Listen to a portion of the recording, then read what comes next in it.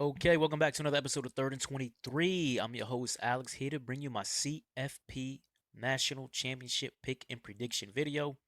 Finally here at the end of the college football season. Kind of recap how we did this year. 58% regular season ATS. Pretty strong, pretty strong. Was looking for 60%. We just missed out on getting there. And then in the college football playoff, 5-2 on the games that I did. So stayed pretty strong in the college football playoff. And now here we are at the national championship game. First, to talk about both these teams. Ohio State, talked about it many times. $20 million in NIL money. This is a team that was projected as one of the national title favorites back in the summer. So they're where they're expected to be. Had a pretty dominant season outside of a hiccup, I guess you could say, on the road in Eugene, Oregon, a game that I expected them to lose. A tough road environment, tough road game to play against a really good team.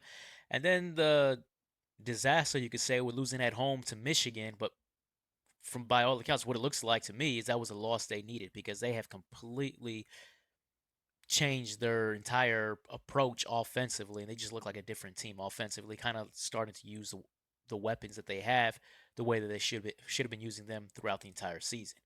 Then you look at Notre Dame, a team that probably most people didn't expect to be here in the national championship game, but they're a team that I picked back in the summer. They're the only team that I said, well, I thought would go 12-0, win 11-1 with a one embarrassing loss in Northern Illinois, came out of nowhere. But ever since then, you could say that that was a loss they needed because it changed their entire approach. They won on a demolition of teams for the most part throughout the rest of the regular season.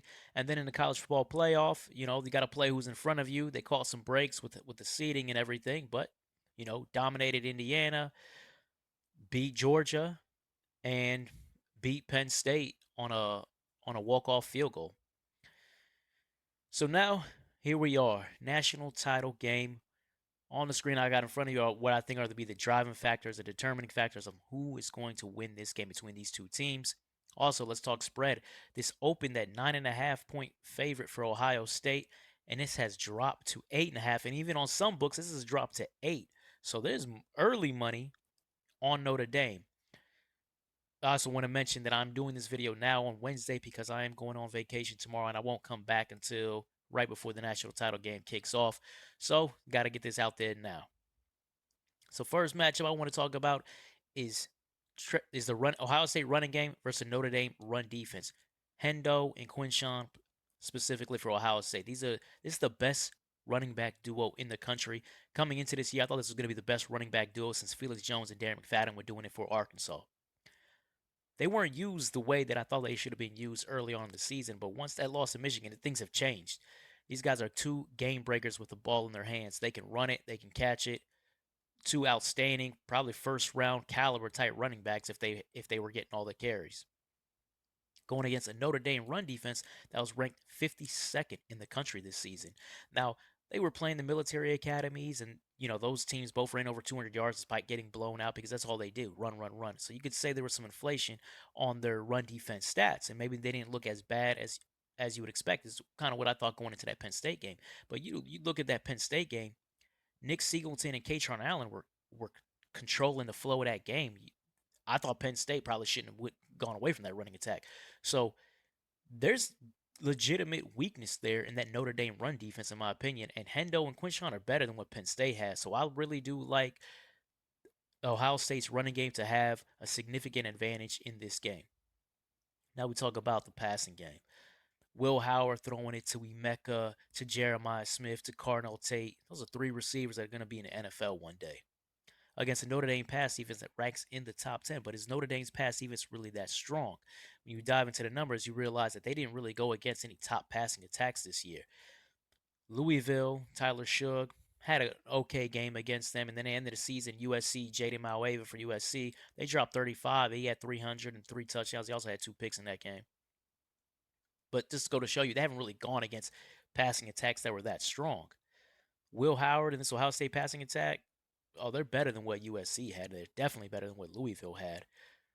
So to me, I don't look at Notre Dame as a legitimate top 10 pass defense. And when you're going against a team like Ohio State, they can look like a legitimate top 10 pass defense against Drew Aller and Penn State, who doesn't have any receivers. Drew Aller's a struggling quarterback. They do have the Mackey winner at tight end, and he balled. But the rest of those guys, Notre Dame's secondary matched up well with them, and I don't think a Penn State receiver caught a ball. That's not going to be the case in this game against Ohio State. So for me, I think that going against these NFL studs, I think you're going to see a big time advantage there with Ohio State. Next factor is Jeremiah Love. Jeremiah Love, Coach Marcus Freeman for Notre Dame said he's healthy for this game, and I think Jeremiah Love is a baller. I think he's an absolute stud. I don't know why that they split the carries essentially 50-50 between him and Prince, because Love is much better than him. Jeremiah Love, in my opinion, is the reason they're in this game, because Jeremiah Love, when he got the ball against Penn State, he made the plays necessary to win that game. So that's why Notre Dame is in the game. To me, as I said, he's an absolute stud, and he's a focal point. He should be a focal point for Notre Dame's offense in this game.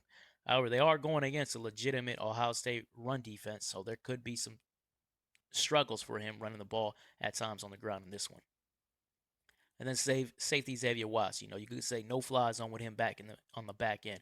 This is a top 10 pass defense for Notre Dame, and it's led by the All-American safety. Ball hawk is the best thing you could say about him. A ton of turnovers this year. I think he had 6 picks this year. I think he had 6 picks last year as well. Absolute ball hawk on the back end. He could take one. He could get one off of Will Howard in this game. So now, those are the biggest factors I see, biggest driving factors I see for this game. And now, who do I think is going to win? First off, let me talk about Jeremiah Love, or another reason why I have Jeremiah Love on this screen. Jeremiah Love, I said he's a stud. He's a baller. He's also, if he was at Ohio State, he'd be running third string. Call it what it is. Xavier Watts, baller, All-American safety. Out of the starting 22 for Notre Dame, 11 on offense, 11 on defense, he's the only guy who would start at Ohio State. Benjamin Morrison would also start at Ohio State, the corner, but he's out. Notre Dame's down their left tackle. Remember, they lost their left tackle in the preseason. Now they lost their left tackle again. It's going to be somebody that's third string. They're moving guys around on the line, but somebody third string is going to be on that line. There's a talent disparity between these two teams. Riley Leonard in that passing attack to Bo Collins and Jaden Greathouse against this Buckeye secondary with against this Buckeye front line with NFL guys all along that defensive front. Brings me to my last factor in this game. As you see on your screen, 2001 Miami versus Nebraska. If you guys are old like me and you remember this game, talent disparity in this game like it was in that game. The Canes ran out to a 34-0 lead. Were basically partying the whole second half and blew Nebraska out. I mean, they didn't try in the second half. That's when Nebraska finally scored, was in the second half. But 37-14, I believe, was the final score of that game. I see the same kind of situation in this one. Ohio State is far more talented than Notre Dame. Notre Dame is coached well, plays hard, but they don't have the studs that Ohio State has. I can't believe that this spread has gone from 9.5 down to 8.5 and 8 on some books. For me, this is a blowout. I mean, I don't see any other way that this is not a blowout. Give me Ohio State. I'm going to lay the 8.5. You might want to wait even longer, I guess, if the spread's going to keep dropping. But go ahead and give me the Buckeyes and lay in the 8.5. This is the talent difference between these two teams is too great. I like the Buckeyes partying and Ryan Day winning his first national championship in Ohio State. So anyways, that wraps it up. That wraps up the college football season.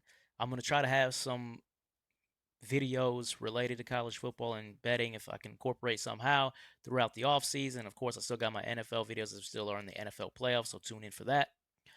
And as always, if you like the content, please like, comment, subscribe, all of that. As you can see, my YouTube handle here in a few seconds. Take care.